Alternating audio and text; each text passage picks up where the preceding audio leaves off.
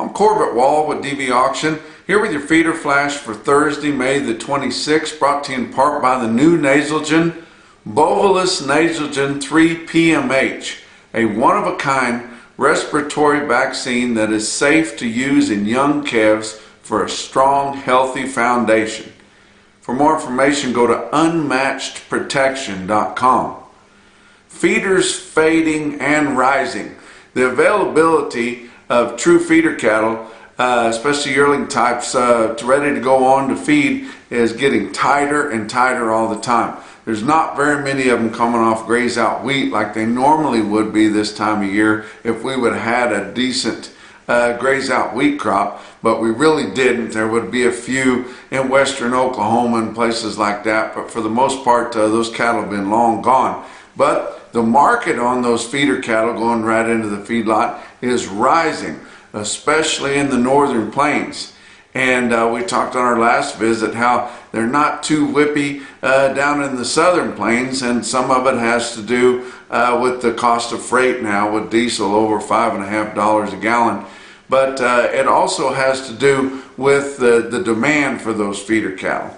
But you know, your southern plains discount on feeders is quite a bit, and it's partly because of that freight, partly because they're more demanded in the northern plains, but it's also because your big corporate feeders bought a lot of lighter cattle last fall that normally would have been turned out on some kind of a winter forage, but there just was none available, so they bought those cattle at lighter weights. They've been working those cattle through. Some of them are getting close to being done, but they're filling up pen space, and so there's not a lot of availability in those big corporate feedlots to put those cattle in.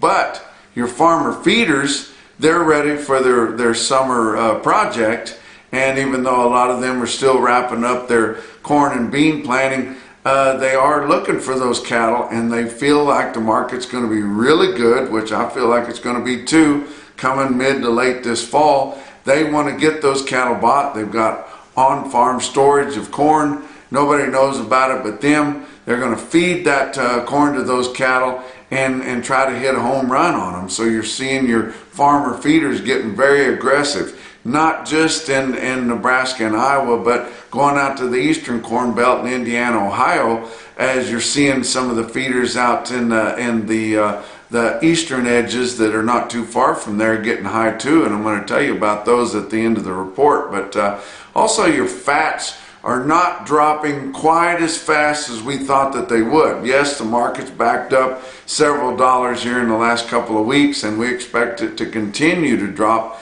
but we're still seeing those packers needing cattle, especially your regional packers that are going in and driving the price up on those better grading cattle, and it's kind of holding this market from fading quite as fast as we thought it might.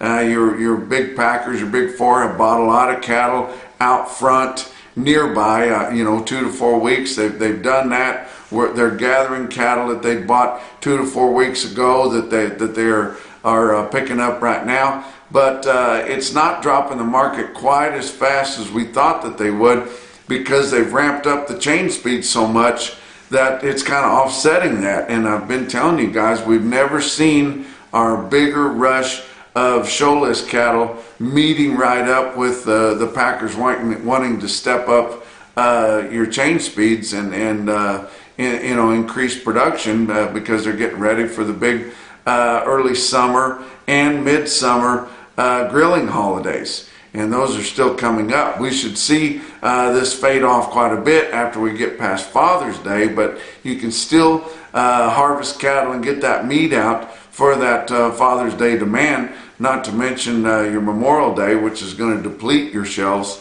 and going in there just a regular onset of summer, and people are tired of being cooped up. They want to get out, they want to grill out and do all those kinds of things. But I mentioned on our last visit that your Nebraska steer carcass weight average has dropped 53 pounds in the last 4 weeks.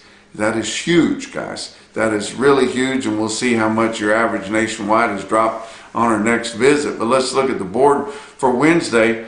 June live cattle futures were down 42 cents at 132.30. And we're getting close to June, and we're still trading at a $5 to $8 premium to that in the cash market. So that's bound to come up a little bit. That should improve things some too. August live cattle down 22 cents at 132.52. Your back months on your live cattle were down 42 to up 42, so kind of mixed on that. May feeder cattle contracts were up a dime at 154.60. August was down 20 at 167.95. Your back months didn't do a whole lot. They were down 2 cents to up 52 cents. Corn was pretty well mixed, but mostly down. But corn July contracts was up a ½ cent a bushel at 7.72 cents. So didn't bounce right back from the big down day that they had on Tuesday. Beans down 12 cents at 16.81 a bushel. Kansas City hard red winter wheat down 4½ cents a bushel at 12.33 Your fat cattle trade continued on Wednesday. It started out on Tuesday. They're not likely not to buy a big volume of cattle negotiated this week because they have been buying so many cattle for the 2 to 4 week delivery, and they have all those cattle that they can draw from, not to mention droves of Formula Sweetheart deals there with AMAs. But Colorado did print 100 head confirmed on Wednesday at 138. Nebraska had a big day, 12,600 head negotiated sales, with live sales ranging from 139 to 142. It's not far off of last week. Dress sales 222 to 225. Kansas 1,200 head at 137. And some dress trade from 222 to 223. Texas didn't have any negotiated sales on Wednesday. They've likely sold most everything they're going to sell on Tuesday, with 7,800 for the week. Talk about a fat cattle auction that was on Tuesday. Didn't get a timely report from there because my roving reporter Gary Marks is kind of out of commission right now, but we hope him the best. We hope to have him back in the sales here before long.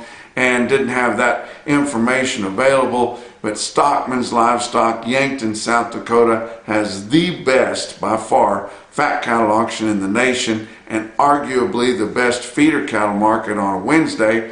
Neither reported by Federal State Market News, which is unbelievable to me. But they had 2,500 head of fat cattle through a brick and mortar sale there in Yankton, South Dakota on Tuesday. Your conventional cattle sold mostly from 141 to 148, which is a big premium to your direct trade, and with drug-free or non-implanted cattle as high as 151.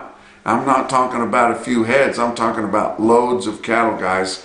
And I just wish we had more negotiated, competitive trade in our fed cattle arena, and I'll always wish that, and I don't care what happens with this legislation, but we need more of that, more competition in our fed cattle arena. Box beef cutout values were down on Wednesday. Choice cuts down 72 cents at 262.93. Selects down $1.29 at 244.06. Starting to spread that choice select spread out quite a bit, almost $19 on Wednesday afternoon. Your slaughter pace has been very impressive. Like we say, we don't really know what's going to happen on Saturday, being a holiday weekend, but likely no harvest at all on Monday to speak of. So, and they're buying for a short week, which is another reason we're not seeing a lot of negotiated trade. But this week, up through Wednesday, 375,000 harvested. That's pretty impressive. That's 1,000 more than the big week last week, 15,000 more than the same week a year ago. Talk about what else is going on. We've talked about your LRPs, how valuable they are, especially for your backgrounders, but also for your cow-calf producers and even your cattle feeders that normally hedge their cattle on the board. But these livestock risk protection policies are really the deal here. The government will kick in depending on how much risk you assume and how much you don't, but it ranges from 35 to 55% that the government will kick in and pick up the cost of that premium. But One of the professionals that do that is Livestock Risk Services. I've had a lot of people call and email me asking about that. Get a hold of those guys, talk to them, tell them what you're looking for. It doesn't have to be a square load. It can be split steers and heifers, or just a piece of a load, or just a few head, or whatever you want to do. Droves of cattle.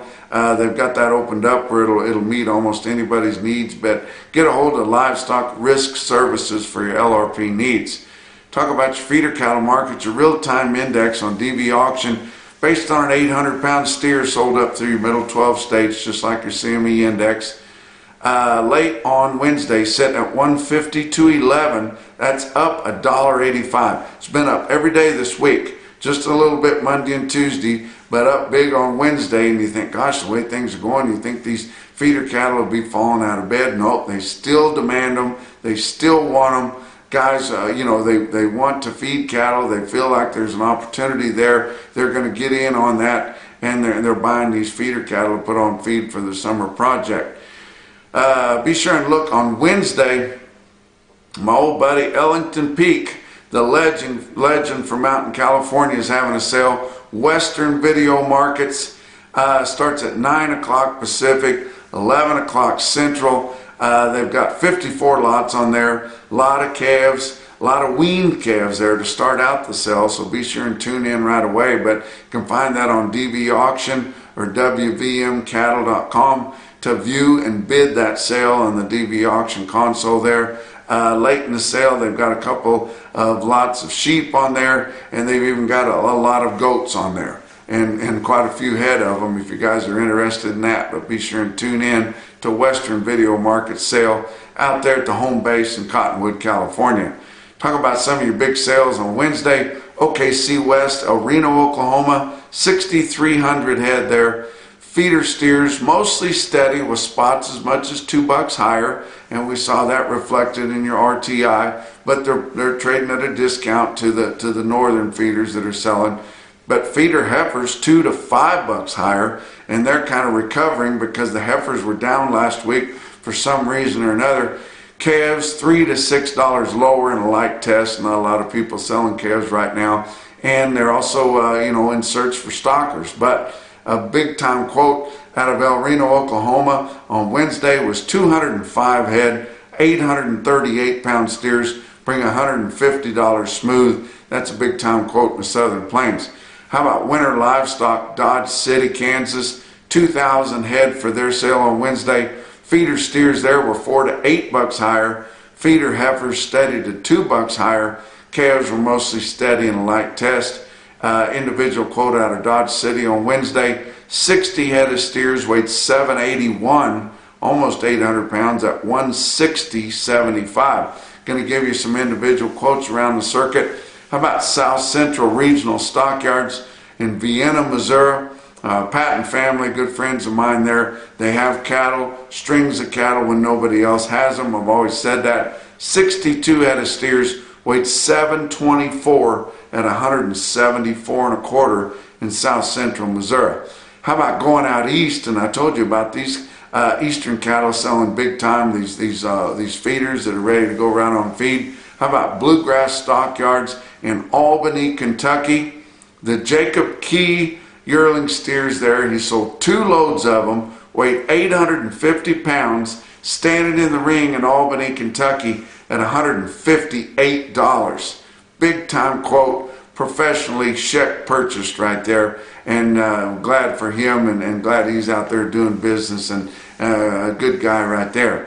How about the best quote that I saw anywhere on Wednesday, and your Ralgro top quote for the day, come out of Stockman's Livestock, Yankton, South Dakota, the feeder cattle auction that happened on Wednesday. I told you about the fed cattle sale on Tuesday, but they had a couple of big time quotes. I'm going to give you the first one, which might be the biggest, but the other one looked more impressive to me. 136 had a 904 pound steers, bring 159.75. Wow, you think these farmer feeders aren't aggressive on these cattle, even though they're not quite done planting yet? But the best quote that I saw was 71 head, 731 pound stocker type steers at 180.50. And that's your feeder flash for Thursday.